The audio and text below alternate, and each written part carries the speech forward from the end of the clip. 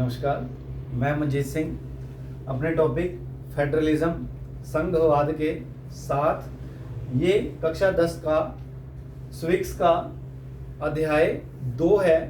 इसके 2 भाग हम पहले कर चुके हैं। अब हम इसका तीसरा भाग करने जा रहे हैं और वो है, इसमें हम किस बात पर जोर देने जाएंगे, वो है हाउ इज फेडरलिज्म प्रैक्टाइज्ड, कि जो संघीय व्यवस्था है या जो संघवाद है कैसे चलता है या संघीय व्यवस्था कैसे चलती है। अब अगर देखा जाए, ये नहीं कि हमने संविधान में लिख दिया कि संविधान में प्रोविजन है कि भारतीय में इस प्रकार संघीय व्यवस्था होगी, तो क्या ऐसे वो अपने आप चल पाएगी?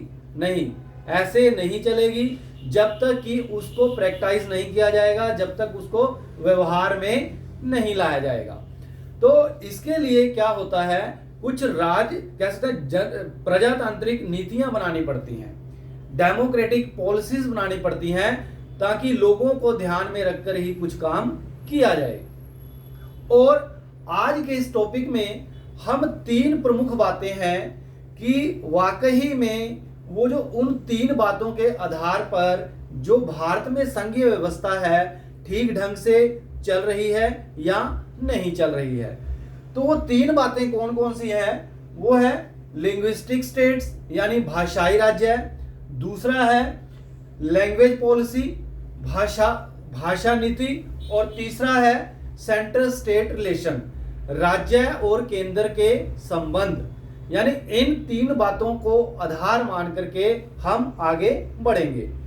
अब अगर हम पहली बात करते हैं कि जो लिंग्विस्टिक स्टेट्स या जो भाषा के आधार पर राज्य बने, उसकी हम बात करने जा रहे हैं। जब भारत आजाद हुआ 1947 में, तो उस समय यहां पर 14 राज्य थे। There were 14 states at that time. I am talking about in the 1947। अब वहां पे क्या था, क्योंकि अलग अलग एक राज्य में एक भाषा के साथ साथ या दूसरी भाषा वाले लोग भी वहां पर रहते थे, यानी एक ही राज्य में कई भाषा बोलने वाले लोग रहते थे। तो वहां पे जो ये लोग थे, इन्होंने डिमांड करनी शुरू कर दी कि हमें भाषा के आधार पर एक नया राज्य दे दिया जाए, यानी हम जो भाषा बोलते हैं उसके आधार पर हमारे लिए एक नए राज्य का निर्माण किया जाए। और इसीलिए सबसे पहले 1953 में क्या हुआ, आंध्र प्रदेश के अंदर, वैसे पहले जो था वो कह सकते हैं मद्रास स्टेट थी, वहां पर जो लोग तेलुगु भाषा बोलने वाले थे उत्तर में उसके, तो उन्होंने क्या कहा कि हमारे लिए अलग से एक तेलुगु भाषी राज्य होना चाहिए। और वहां पर विरोध भी हुआ, विद्रोह भी हुए, और अंततः क्या हुआ, 1953 में आंध्र प्रदेश को भाषा के आधार पर पहला राज्य बनाया गया, अलग से भाषा के आधार पर, वो तेलुगु भाषा बोलने वाले लोगों को ध्यान में रखकर। अब जब ये बात वहां पर हुई, यानी आंध्र प्रदेश अलग राज्य बन गया, तो अलग अलग और भी जगह पर इस प्रकार की मांग उठने लगी कि हमारे लिए भी भाषा के आधार पर इस प्रकार एक और नए राज्यों का निर्माण किया जाए। अब ये जब बात चली, तो वहां पे जो उस समय राजनेता थे, उनको डर था कि अगर हमने भाषा के आधार पर राज्यों का निर्माण कर दिया, तो हो सकता है कि आने वाले समय में वो हमसे अलग हो जाएं। इसलिए वो ऐसा करने से हिचकिचा रहे थे, हेजिटेट कर रहे थे, वो ऐसा नहीं करना चाह रहे थे। वो चाह रहे थे कि देश की एकता और अखंडता बनी रहे।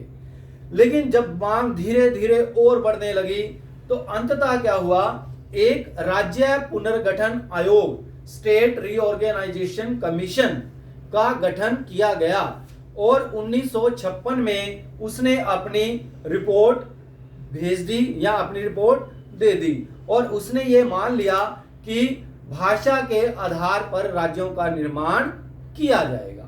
और इस प्रकार धीरे धीरे क्या हुआ, भाषा के आधार पर कई राज्यों का निर्माण हुआ।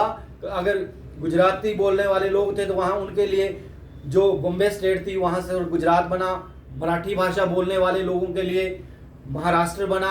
इसी प्रकार और भी कई तरीके चलते रहे या और भी कई राज्यों का निर्माण हुआ। अब क्या था, भाषा के आधार के साथ साथ और भी ज्योग्राफिकल या जो एथनिसिटी थी या फिर जो संस्कृति थी लोगों की, उसके आधार पर भी कुछ राज्यों का निर्माण हुआ 1947 से अब तक। अब अगर हम देखें, उत्तराखंड जो है उत्तर प्रदेश से अलग हुआ था। अब उसको किस लिए अलग किया गया, क्योंकि उसका जो ज्योग्राफिकल जो कंडीशन था, जो भौगोलिक उसकी स्थिति थी, वो एक पहाड़ी राज्य था, इसलिए उसको अलग कर दिया गया। नागालैंड की बात करें तो उसको भी कि वहां पे नागा बोलने वाले, नागा भाषा बोलने वाले लोग हैं या उनका जो कल्चर है एक जैसा है, इस प्रकार उनके लिए भी इस प्रकार अलग राज्य का निर्माण हुआ। और इसी प्रकार देश के अंदर किसी ना किसी बात को, खास करके ज्यादा भाषा को लेकर के देश में कई राज्यों का निर्माण हुआ है। और आज आप जानते हैं कि अभी भारत में कुल 28 राज्य हैं, पहले 14 थे, हालांकि अभी 29 थे। आपको पता है थोड़ी देर पहले जम्मू कश्मीर को अब केंद्र शासित प्रदेश बना दिया गया है। तो इस प्रकार पहले 25 थे, आपको पता होगा शुरू में, लेकिन 2000 में 3 नए राज्य बने थे। उत्तराखंड बना था, उत्तराखंड जो था उत्तर प्रदेश से निकाल के, जो झारखंड था वो बिहार से, जो छत्तीसगढ़ था वो मध्य प्रदेश से, 3 नए राज्य बने थे। और उसके बाद आपको पता है तेलंगाना भी बना है अभी आंध्र प्रदेश को अलग करके। और लेकिन अब जम्मू कश्मीर क्योंकि अब राज्य नहीं रहा, अब वहां पर क्या है कि केंद्र शासित प्रदेश होने की वजह से भारत में कुल जो राज्य हैं उनकी संख्या अब 28 है। अब अगर इनकी बात हम करें तो वाकई में जो डर था वो उनका गलत था। जो राजनेता सोच रहे थे कि ऐसे होने से हमारा जो सिस्टम है वो बिगड़ जाएगा, हमारे देश की एकता और अखंडता को खतरा होगा, ऐसा नहीं हुआ। ये लोग जो हैं इनके यूनाइटेड यानी इनको अलग राज्य बनाने से क्या हुआ, एक प्रकार से भारत में एकता बढ़ी ही है, क्योंकि अब उनके मन में ऐसा नहीं है कि हमको ये चीज चाहिए, उनको जब भाषा के आधार पर राज्य बना दिया गया है और इसीलिए वो पूरा ध्यान जो है अपने शासन व्यवस्था पर दे रहे हैं। तो यानी अच्छा मैनेजमेंट हो रहा है, जो एडमिनिस्ट्रेशन है वो खूब बढ़िया चल रहा है। तो इस प्रकार हम देख रहे हैं कि अगर हम लिंग्विस्टिक स्टेट या भाषा के आधार पर जो राज्यों का निर्माण हुआ, अगर हम उसको देखें तो वो फेडरलिज्म में एक कह सकते हैं सफल कदम है। अब जब हम दूसरी बात करते हैं वो है लैंग्वेज पॉलिसी, भाषा की यानी जो भाषा नीति थी। अब आपको पता है कि जब भारत आजाद हुआ तो संविधान बना, ये बात उठी कि देश की राष्ट्रीय भाषा किसको बनाया जाए, नेशनल लैंग्वेज किसको बनाया जाए। अब जब भारत में हम देखते हैं यहाँ पर कितनी भाषाएं हैं, मतलब बहुत ही भाषाएं हैं, अलग अलग क्षेत्र में अलग अलग भाषा बोली जाती है। अब अगर हम बात उठी थी कि हिंदी को जो है राष्ट्रीय भाषा बना दिया जाए, लेकिन जब आंकड़ों की बात की तो पता चला कि सिर्फ 40 से 42% लोग ही ऐसे हैं भारत में जो केवल हिंदी बोलते हैं, जबकि 58% के आसपास जो लोग हैं वो अन्य भाषाएं बोलते हैं।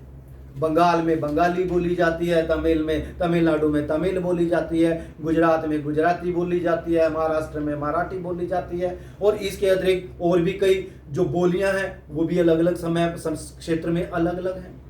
तो ऐसी स्थिति में क्या किया गया कि हिंदी को ज्यादा बोलने वालों की संख्या के आधार पर राष्ट्रीय भाषा तो घोषित नहीं किया गया, लेकिन उसको राजभाषा ऑफिशियल लैंग्वेज घोषित कर दिया गया। और इसके साथ साथ क्या किया गया, अंग्रेजी को भी एक ऑफिशियली भाषा के रूप में दर्जा प्रदान कर दिया गया, ताकि ऐसा ना हो कि जो राज्य बिल्कुल हिंदी नहीं जानते, यानी हिंदी का ज्ञान जिनको बिल्कुल भी नहीं है, अगर उनको कह दिया जाए कि आपने हिंदी में काम करना है तो उनके लिए तो बड़ा मुश्किल होगा। तो इसके लिए क्या किया गया, अंग्रेजी को भी साथ साथ में रखा गया। और इसके साथ साथ हिंदी भाषा के साथ साथ जो भारतीय संविधान की 8वीं अनुसूची है, 8th schedule of the constitution, जो ये बात करता है कि भारत के संविधान में कितनी भाषाओं को मान्यता प्राप्त है, तो यानी एक हिंदी और 21 अन्य भाषाओं को भारतीय संविधान में रिकॉग्नाइज या मान्य भाषा के रूप में मान्यता प्रदान की गई। शुरू में 14 भाषाएं थी, बाद में सिंधी को शामिल कर लिया गया तो 15 हो गई। बाद में 3 भाषाएं 1992 में नेपाली, मणिपुरी और कोंकणी, उनको भी शामिल कर लिया गया। उसके बाद 4 भाषाएं और, जिसमें डोगरी थी, जिसमें बोडो थी, जिसमें मैथिली थी, जिसमें संथाली थी।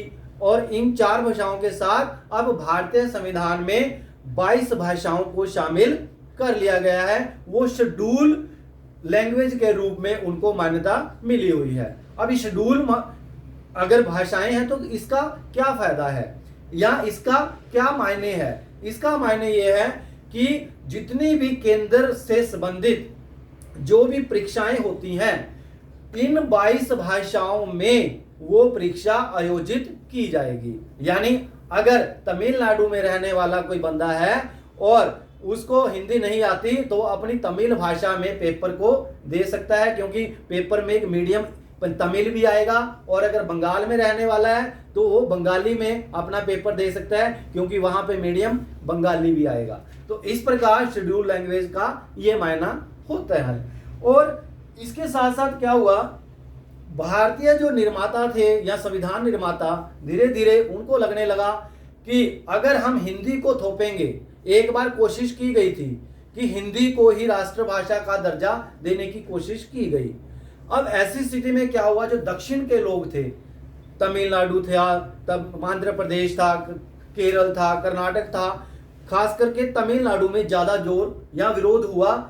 और ये लोगों के सामने, भारतीय जो राजनेता थे उनके सामने श्रीलंका का उदाहरण था। श्रीलंका में क्या हुआ था कि वहां पर सिंगली भाषा को ही मान्यता प्राप्त दी गई थी और अन्य भाषाओं को बिल्कुल भी महत्व नहीं दिया गया, जिसकी वजह से वहां विद्रोह हुआ था और एक गृह युद्ध जैसी स्थिति बनी थी। तो इसी बात को, क्योंकि वो दूरदर्शी थे, भारत के जो नेता थे, इसलिए उन्होंने हिंदी को ज्यादा महत्व देने की बजाय सभी भाषाओं को, जो क्षेत्रीय भाषाएं थी, अपना उनको महत्व देना शुरू किया, ताकि ऐसा ना हो कि ये स्टेट जो है अलग होना शुरू हो जाए। इसके साथ साथ क्या किया गया है, जितने भी राज्य हैं, जैसे तमिलनाडु है, वहां पे तमिल जो भाषा है वो एक राजकीय भाषा के रूप में है। अगर पंजाब है तो वहां पंजाबी को राजकीय भाषा घोषित किया गया है। बंगाल है तो वहां बंगाली को राजकीय भाषा घोषित किया गया है। महाराष्ट्र है तो वहां मराठी को राजकीय भाषा घोषित किया गया है, ताकि लोग अपनी भाषा से जुड़े रहें और उसके साथ साथ वो भारत से भी जुड़े रहें। तो इस प्रकार हम देखते हैं कि जो भाषा नीति है उसको पूरी तरह से ध्यान में रखते हुए जितनी भी भाषाएं हैं महत्वपूर्ण, उनको बराबर का दर्जा दिया गया है, ताकि ये जो भाषा बोलने वाले लोग हैं वो भारत से किसी ना किसी रूप में जुड़े रहें। अब जो तीसरी बात है वो है सेंटर स्टेट रिलेशंस, यानी केंद्र और राज्य के संबंध में अगर हम बात करते हैं फेडरलिज्म के आधार पर, तो वहां पर क्या देखने को मिलता है। तो अगर हम शुरू में देखें कि शुरू से लेकर के लगभग 1947 से लेकर के लगभग 40-45 साल तक एक ही पार्टी का राज रहा केंद्र में और ज्यादातर राज्यों में, यानी एक ही पार्टी की सरकार रही। आपको पता है कि कांग्रेस की सरकार रही 1947 से लेकर के लगभग 1980-90 तक। अब ऐसे 90 तक, अब ऐसी स्थिति में क्या होता था कि सारे, क्योंकि और साथ साथ केंद्र में होने के साथ साथ राज्यों में भी क्या था, कांग्रेस की ही सरकार थी ज्यादातर राज्यों में। अब ऐसी स्थिति में क्या होता था कि जैसा केंद्र सरकार से कोई भी ऑर्डर आता था तो वो राज्य भी उसको मानने के लिए बाध्य हो जाते थे। उनकी अपनी जो ऑटोनॉमी थी या अपनी जो स्वायत्तता थी, एक प्रकार से वो खत्म हो रही थी। और अगर वहां पर कुछ ऐसे राज्य थे जहां पर कांग्रेस की सरकार नहीं होती थी, यानी मैंने कहा ना, ज्यादातर स्टेट्स में क्या होता था, कांग्रेस की सरकार थी, लेकिन कुछ ऐसे राज्य होते थे कि वहां पर कांग्रेस की सरकार नहीं होती थी। तो ऐसी स्थिति में क्या होता था, जो केंद्र की सरकार होती थी वो अपनी पावर्स का मिसयूज करती थी, दुरुपयोग करती थी। वो धारा 356 का प्रयोग करती थी। अब धारा 356 आपको पता है कि अगर किसी राज्य में जो काम है, जो प्रशासन है, संवैधानिक ढंग से नहीं चल रहा होता तो उस राज्य की सरकार को भंग कर दिया जाता है। तो इसका फायदा उठाते हुए केंद्र की सरकार ने कई राज्यों में इस धारा 356 का फायदा उठाते हुए वहां पर उस राज्य की सरकार को भंग कर दिया। लेकिन 1990 के दशक में क्या हुआ कि यहां पर ये जो सिस्टम था बदल गया। अब यहां पे क्या था, एक नई व्यवस्था उभर कर सामने आई। यहां पर क्या हुआ कि अलग अलग राज्यों में जो क्षेत्रीय पार्टियां थी, जो रीजनल पार्टीज थी, वो उनका जो वर्चस्व था उभर कर सामने आया। अब ऐसी स्थिति में क्या हुआ, केंद्र सरकार में किसी भी पार्टी को बहुमत नहीं मिलता था, यानी लोकसभा में किसी भी पार्टी को बहुमत नहीं मिलता था। तो ऐसी स्थिति में क्या होता था, वो लोकसभा में जिसको ज्यादा सीटें होती थी लेकिन बहुमत नहीं होता था, वो क्या करता था, या वो सरकार, वो जो पार्टी है वो क्या करती थी, वो जो क्षेत्रीय पार्टियां थी उनकी मदद से बहुमत का निर्माण करती थी।